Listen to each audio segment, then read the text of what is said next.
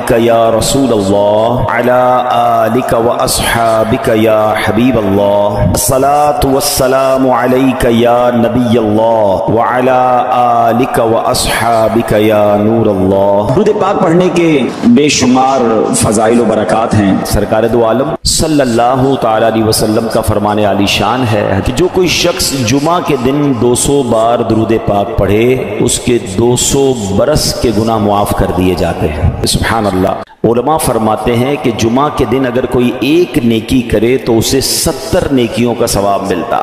ہمیں اس دن تلاش کر کر کے نیکیاں کرنی چاہیے، درود پاک پڑھیں، تلاوت قرآن کریں، ہو سکے تو جمعہ کے دن سورہ یاسین پڑھیں۔ صلو علی الحبیب صلی اللہ تعالی علی محمد صلی اللہ علیہ وسلم۔ نبی پاک صلی اللہ تعالی علیہ وسلم کا فرمان ہے جس کا مضمون ہے کہ مرنے کے بعد بندے کا اعمال نامہ منقطع ہو جاتا ہے، ڈسکنیکٹ ہو جاتا ہے۔ ہم مر جائیں گے، اب نیکیاں نہیں کر سکیں گے، مرنے کے بعد ایک بار سبحان اللہ کہنے کا موقع بھی نہیں ملے گا، مگر فرمایا 3 باتوں کے علاوہ 3 چیزیں جاری رہتی ہیں مرنے کے بعد بھی۔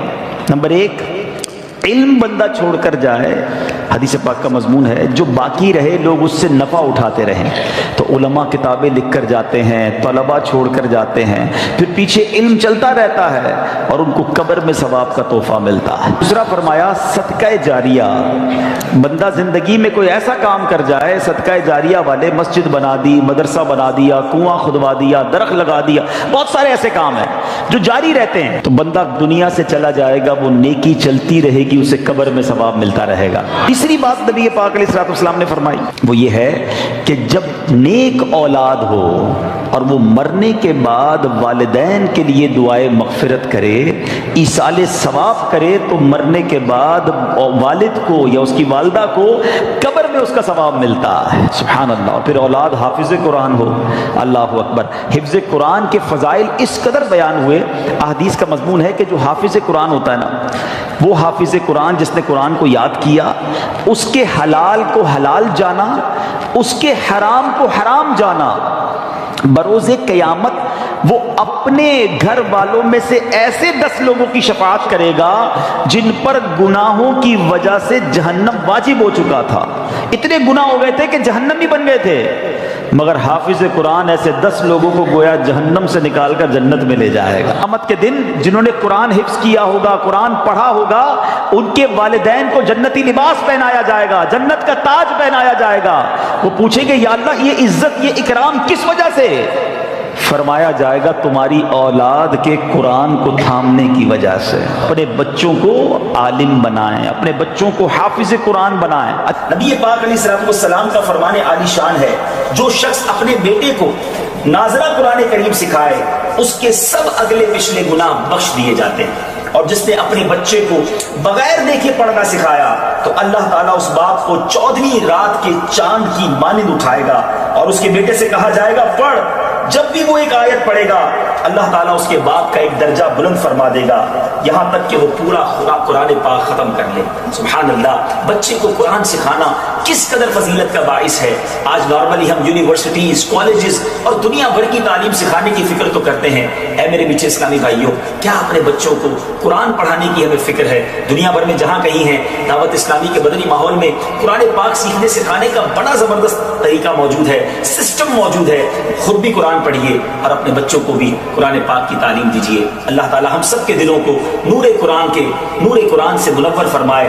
یہ بڑا مجرب ایک عمل ہم نے دیکھا، بزرگوں سے سنا کہ جس کے یہاں بیٹا نہ ہوتا ہو یا بیٹی کی تمنا ہو تو وہ سیدنا حمزہ رضی اللہ عنہ کے مزار پر حاضری دے کر یہ تمنا کرے کہ یا اللہ ان کی برکت سے جو بیٹا عطا فرما، اور جب بیٹا عطا ہوگا تو میں اس کا نام حمزہ رکھوں گا۔ کئی حمزہ ملے مجھے، یہ بتایا تھا، ہم نے وہاں جا کے نیت کی اور یہ حمزہ ہمیں مل گیا۔ تو چلے جو نہیں جا سکتے آج ان کا تصور کر کے اللہ سے دعا کرنی ہے کہ اللہ ان کے صدقے بیٹا عطا فرما دے، ہم بیٹا نبی پاک کے مبارک چچا کے نام پر حمزہ رکھیں گے، میرا کریم مولا دینے والا ہے اور اچھوں کے صدقے ہم پر بھی کرم ہو جائے گا انشاءاللہ۔ اچھا، حافظ قرآن کے حوالے سے ایک مدنی پھول اور دوں، یہ غفران بیٹا کے لیے بھی ہے، یوسف بھائی کے لیے بھی اور باقی لوگوں کے لیے بھی، کہ جب آپ کے بچے یا بچی حافظ قرآن بن جائے نا، ہمارا بہت بڑا ٹارگٹ ہوتا ہے یہ حافظ بن جائے۔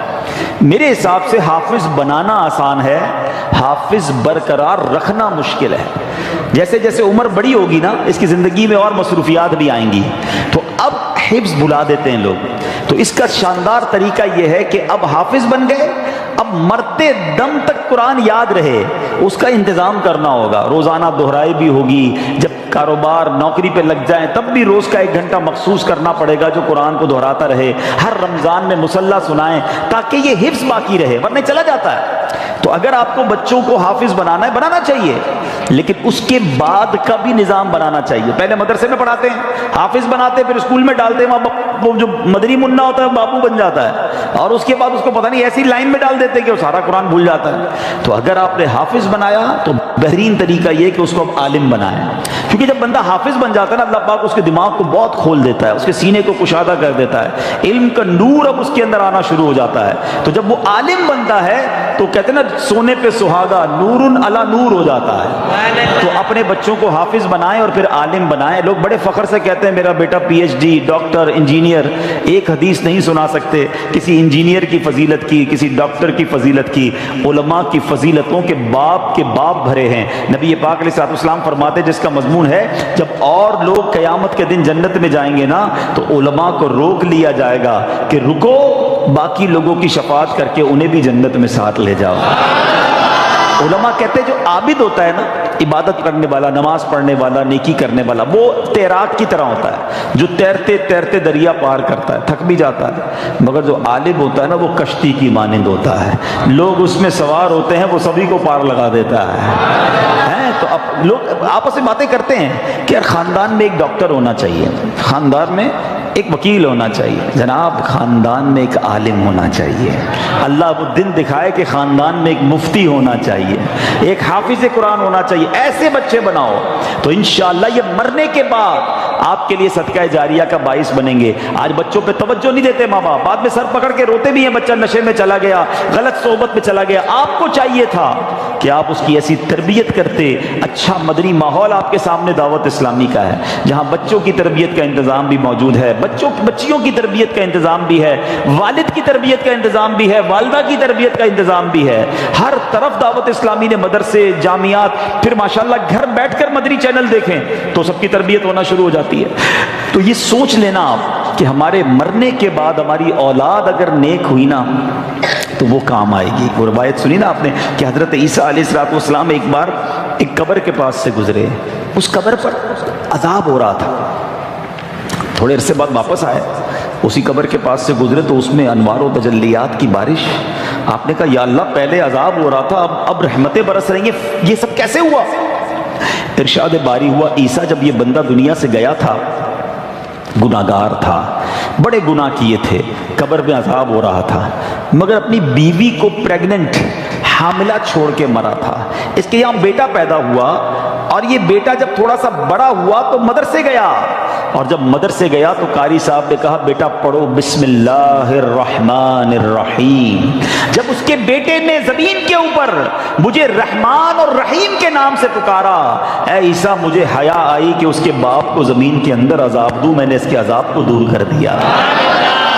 بیٹا اللہ کو پکارے مغفرت باپ کی ہو جاتی ہے، لیکن اگر باپ بیٹے کی ایسی تربیت کرے کہ وہ نشہ کرے، وہ بے حیائی کے کام کرے، وہ غلط کام کرے، حرام روزی اس کے لیے چھوڑ کر جائیں گے تو یہ ہماری پنشمنٹ اور پٹائی کا باعث ہوگا۔